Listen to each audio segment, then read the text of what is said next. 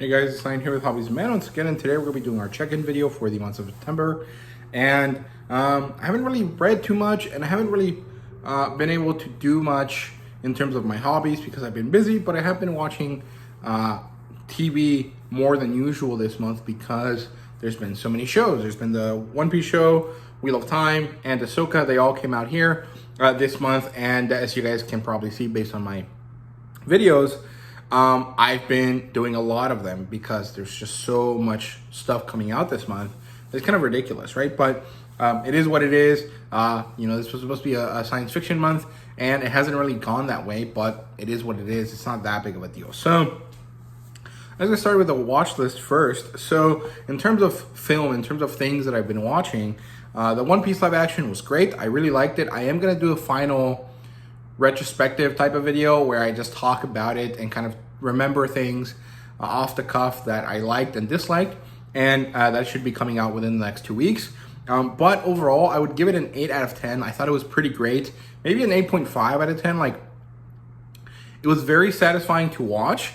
It was very enjoyable. It made my two roommates that are not really that interested in One Piece be significantly more interested in One Piece than they were before. One of them actually was completely new to One Piece, and he found it enjoyable enough that he wanted to read the manga. He's not going to right now because he has other stuff to read. Currently, he has a different type of TBR lined up for himself. But, he said when he gets over that, he'll probably end up reading One Piece. And that's great. That is wonderful. That means that One Piece, the live action, has succeeded at its goal, which is to create new audiences, because whether we like it or not, the fans of something are usually not the new target audience for a live action, because we're going to be like the people that are going to watch it regardless of whether it's good or not. The shows are made for new people, for ways to get new people into the series so that they can create more opportunities for money making, right? And so someone that's already invested, that already buys merch, that already does stuff for the company, for the IP, aren't that important, right? But they managed to make it really, really good. They managed to make it enjoyable. There are some changes to it, but I think most of those changes are actually rather good. Nothing that was hyper important to the story was removed. Anything that was removed that might be considered important, like Logtown, was actually not removed so much as moved to a different season for the sake of crafting a more tight narrative. Because the way we can look at East Blue is as a disjointed set of stories that eventually lead to the start of a journey. And that is just not the right type of storytelling necessary for a multi-season series that is going to compete with other prestige science fiction and fantasy shows like The Wheel of Time, like Lord of the Rings, Rings of Power, like Game of Thrones, like House of Dragon, like Last of Us, right? It can't do that if it has like this weird disjointed vibe to it. So they had to craft the East Blue Saga into an arc, a storyline, a progression that is much more tied in. And actually it reflects itself much more as later arcs of One Piece than it does in adaptation of East Blue, or like a direct version of East Blue to the screen. And I think that was a stroke of genius. They did the right thing. They ended in a way that was very satisfying, because on one hand, it can be the end of the adventure. You know that from here, you can start reading the manga, or it can be the end of this part of the story leading into the beginning of the next through Logtown. So they did a great job with that. Then I've been watching Wheel of Time Season 2, significantly better than the first season. I actually really enjoy watching this season. I think it's quite good. However, the changes to the source material are kind of insane. And the fact that Lan is being sidelined the way he is, where Moraine gets to succeed or be interesting, it's kind of weird. I don't like it. It reminds me too much of the storyline that I'm currently going through by reading the 6th book in the series. And the problem is that if you make this storyline here, you can't have that same storyline somewhere else later. And so you're limiting other characters in order to make Moraine a better, like, more important character. And I don't think that that is the right thing to do. But Rand also being sidelined a lot. Like, he's barely shown up in any of the episodes. And when he has, it's mostly been to set up Lanfear and not necessarily to make Rand into the Dragon Reborn, which it needs to happen, dude. Like, it has to happen soon or you're going to lose your lead. Like, this can't be this kind of Game of Thrones situation where, you know, Jon Snow only becomes relevant to, like, the worldwide plot line until later, because Rand isn't being treated like a real character at all. So it's not even possible to compare him to Jon Snow, where Jon Snow did have, like, all of the storylines, all of the plot points of his story seen on screen, or at least the ones that I'm aware of. And then Rand is just kind of being put in the background for when he's necessary. And that's really weird because he's the main character of the book. Like, you know, some people say The Wheel of Time doesn't have main characters. That's fine if you interpret it that way, but that is not really the case. Like, Rand is the dragon. He is the thing that's going to make or break the world. He is the reason why the book series exists. He is the thing that changes the world. He is the main character. Very much the same way Anakin is the main character of Star Wars, right? And the fact that he's being sidelined is so weird. But other than that, everything else about the show is great, except for the land plot line. I don't really like that one. But it's so good. The actress for Lanfear is amazing. Egwene, Nynaeve, and Elaine are doing great. I like the Sean Chan a lot. I think everything in that sense is good. It's just two key things that I find to be odd. And Perrin's story is great too. I quite like it. I don't like the change from Gaul to Aviendha, but it works. It's fine.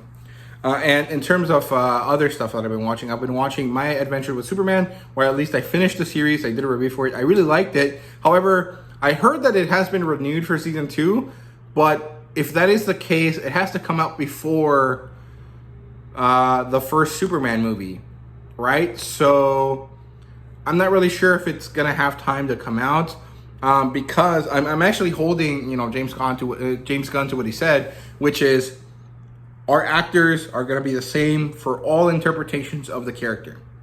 He can walk back on that, but until he does, I'm working under the assumption that that is going to be the case, and you can't have a cartoon where the main character is not the guy that's playing Superman, which we know is not Mark Quaid, right? So I'm kind of iffy on it.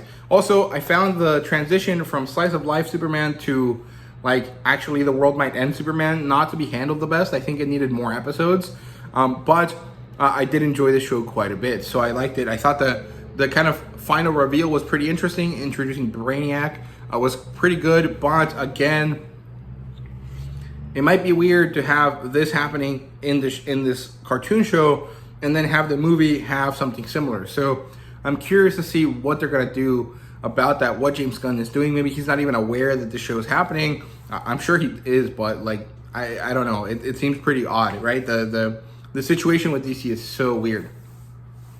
And I've been watching Ahsoka, and I've had my troubles with the first few episodes, but episode 5 was amazing. I loved it. I thought it was great. It was probably the best episode of Star Wars television I've ever seen, at least in terms of live action. At least it's either this one, the Grogu training arc in Book of Boba Fett, or the introduction of Luke Skywalker at the end of Mandalorian Season 2. I'm not really sure. It's one of those three, and I like all of them a lot, but for me, the one that is most impactful, the one that has nostalgia and catharsis and, you know, just so many emotions tied to it, is definitely Ahsoka Episode 5, and it's wonderful. It's so good. So that's all I've been watching. Like I said, it hasn't really been that much, but the fact that I've had to watch all of this within 2 weeks, basically, is kind of crazy because it's so much content. So, yeah, that's it for that. Let's move on to what I've been reading. And I'm not really going to bother to actually divide it into different types of things. So let's just go down the list. So first of all, I've been reading The Lord of Chaos, or actually I've been listening to it, although I finally do have a physical copy. So I'm 30 chapters in, so that's halfway through the book, a little bit more than halfway through the book. And it's really good. Right now we're dealing with Nynaeve and Elaine. They finally managed to crack the situation with Stilling, and Nynaeve is being basically forced to teach all of the Yellow Aja how to do it, and there's a complication because it's not working the way that is anticipated. And the reason for that is kind of explained clearly, but no one has really gotten to realize it. Like the characters haven't realized it. And I think that stuff is really, really good. And I've really enjoyed my time with Nynaeve and Elaine in this part of the story. I really like those two characters a lot. I enjoy how they interact. And broadly speaking, I do find their storyline probably one of the most enjoyable storylines so far. It's kind of interesting to see like this rebel cell of Aes Sedai and how they're all kind of scared to do anything. So they're not really working the way they should. And it's really slow and Nynaeve is really angry at it. But good stuff there. I do have to go and do the review for the first part, for the first 14 chapters. And I'll probably end up having to do that here soon because at this point I have already read past the second half of the book as well. So I'll do that soon, as soon as I can. So yeah, then I read the Superman Annual. My friend let me borrow it, and it was fine. I felt like I wasn't really interested in some of the stuff that was happening. The artwork was different from what I'm used to, and it didn't really work that well for me. Like some of the stories were just not that interesting. I read it on the 1st of September, so at this point I don't really remember too much about it, but it's fine. The Doomsday special had really cool images, but I didn't find it to be interesting. I'm not interested in Doomsday, and I don't really care about the Supergirl characters, either of them, Power Girl or the other one. But it was a nice way to kind of finalize or maybe start a new action comic storyline, or to kind of have an extra action comic storyline. So I liked it, and in that sense, but it is what it is. And then I read the Mighty Morphing Power Rangers 30th anniversary special. I did a review for it. Two of these stories were really good. One of them was kind of garbo. The Amy Jo Johnson story didn't really work for me. Wedding Bells was fine. Alpha Directive and Ranger Academy office hours were the best. Ode to Ernie was pretty good. Reimagined and What Time Is It were not the best, but What Time Is It was kind of inventive because it actually ended up being a cover collage with a little bit of story to it that made it kind of feel interesting. So I like that. I thought that was good. Then I read The Beauty and the Feast #9, and this is the third to last volume. So there's only volumes 10 and 11 left, and we haven't really gotten to the point where the characters realize that they like each other or that are willing to acknowledge that, but we are moving to that point. It definitely feels like we are. However, there was one chapter here that I didn't like at all because it felt so out of character or so weird to the story, because it has nothing to do with either of the main characters. It has to do with these girls over here, and it's about like dick size. And I don't really find like the issue of like objectifying men to be that big of a problem, especially because in manga, women get objectified all the time. Like the problem isn't that. The problem is that it doesn't feel like it makes sense to have that storyline, that plot line, that chapter in this manga when it doesn't really matter to the story, right? Like if the story was about romance between high schoolers and they had like a sex scene before, and or they had like a moment where they got really heated and they thought they were going to get into sex and they didn't for whatever reason, then it makes sense to have these characters discuss dick size and what that might mean, what difficulties might come from having like a large dick or a small dick, and how that might be like an issue for the girls that are talking about it, right? But that's not come up in the story at all. It has nothing to do with the story. The story is about a dude that likes baseball and likes to eat, and a woman that's lonely that finds companionship in him. The dick size conversation doesn't jive with any of that, right? So it's kind of odd, but it is what it is. It's not that big of a deal. It was just kind of like I was really enjoying the volume, and then reading that chapter was like, bro, what? It sucked. And then the rest of it was good again. So it was kind of odd. Then I read Boys of Is #2. This one was a really interesting story. If you like the Flowers of Evil, you'll probably enjoy this. It has the same kind of style. It's about a shitty town where no one has like a good life, but everyone thinks that they do, and people want to leave it and maybe actually just die instead of leaving. And in this case, we get introduced to this teacher character who ends up, doing something that she's probably going to regret. But she doesn't, because right now she's like, trying to break from her shitty life. And it's really, really interesting. I really liked it. I think it's really, really good. The art style's pretty great. But I do think that it feels like something that you should binge and not something that you should read a little bit by little. And so the wait sometimes makes it kind of difficult for me to really feel like I'm invested in this story. So it is what it is. Then I read Tsugumi Project number 2. This one was really, really good. I enjoyed it a lot. We finally get to understand a little bit about the project that these guys are looking for. And I do really think it is, you know, her and her big tiger thing. But I'm not really sure. So the mystery continues. The art style is really interesting and weird. And I like the character development between Leon and Tsugumi. So overall, I like this stuff a lot. Then I read God Country, which is a great story. I just recorded my review for this a few days ago, so it should be coming up after this. But overall, this is a really, really great story. It has a really emotional moment, a really good cathartic moment at the end of the story that I think is really, really appealing. And especially if you're a guy and you're a guy that has kind of like a more traditional kind of father who, you know, loves you and stuff, but isn't like the best at expressing that love, you might find it to be really, really meaningful. I do happen to have a dad that is willing to tell me he loves me and didn't have that much of an issue with that growing up. But I definitely understand the situation where sometimes you don't feel like you can talk to your parents properly, and that sometimes your parents don't feel like they can talk to you properly.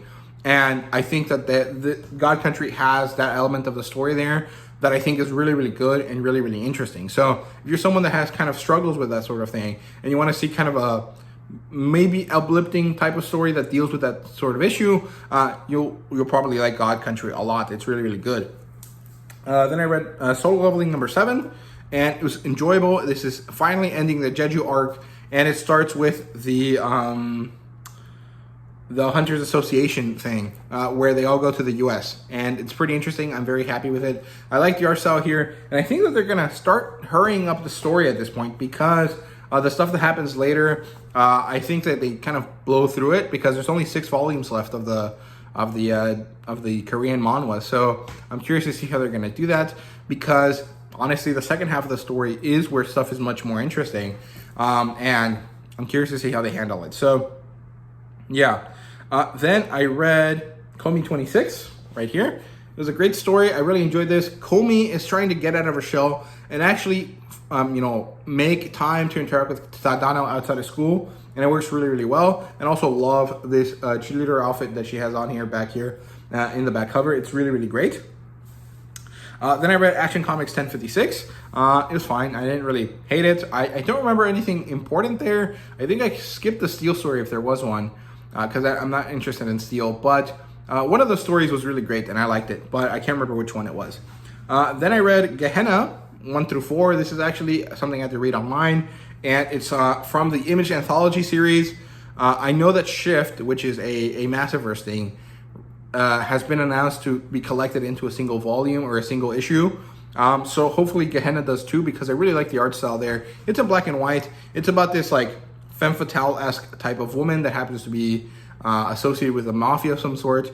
And I love the art style. It has this very kind of like European erotic kind of vibe to it that I really like. And it has these really nice dark inks to it. So I like it a lot. Then I finally read Conan the Barbarian. I actually read part 1, which is the first 6 stories, which would be, or well, I call it part 1, but it's just the first 6 stories, which are The Phoenix on the Sword, The Frost Giant's Daughter, which is great, The God in the Bowl, which is also pretty good, The Tower of the Elephant, and The Scarlet Citadel. Tower of the Elephant is by far the best story. Scarlet Citadel is like the 4th best.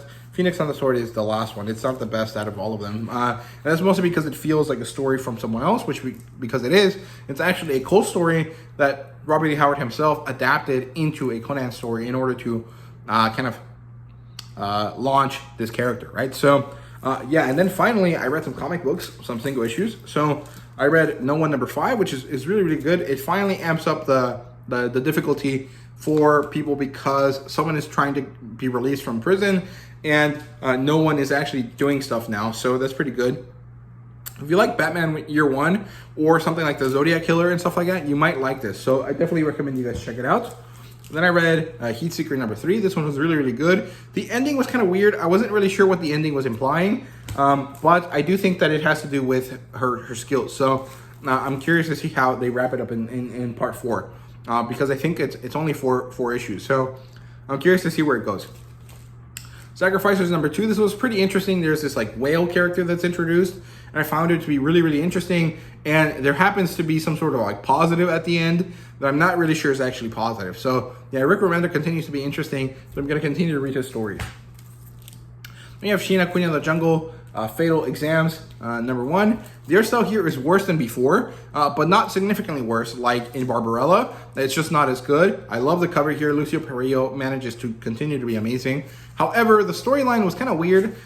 It focuses on Sheena going to school, acting like a 17-year-old, which I'm pretty sure she's not. Nothing about the previous story, which this is supposed to be a direct sequel to, told me that she was 17 years old. If anything, I feel like she was more of a college student age at the youngest, and realistically more like a 30-year-old woman, because everyone that she talks to and everyone that she seems to be friends with also kind of feel like 30-year-olds. So I'm not really sure how she's really being able to play at a 17-year-old, but you know, it is what it is.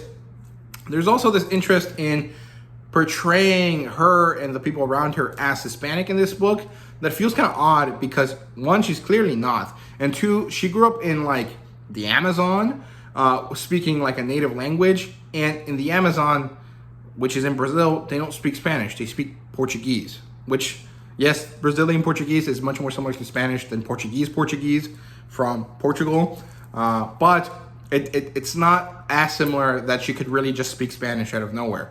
I'm not really sure that she's a character that's supposed to know Spanish either way, so I found that interest to be off-putting, because yes, it was well handled, it was well done. I actually liked how they used Spanish here, but I didn't like what it means for the characters, because it doesn't match with what I understand of them so far. So it is what it is, but I liked it. I thought it was good enough to continue to purchase it, so I'm happy with that. Then we have Werewolf by Night, which was a really good story. However, I'm not really sure why it came out, you know, in September instead of October. It feels like they could have just waited 2 more weeks for this one. It would have been a great Halloween thing to have, but they didn't. I'm not really sure why.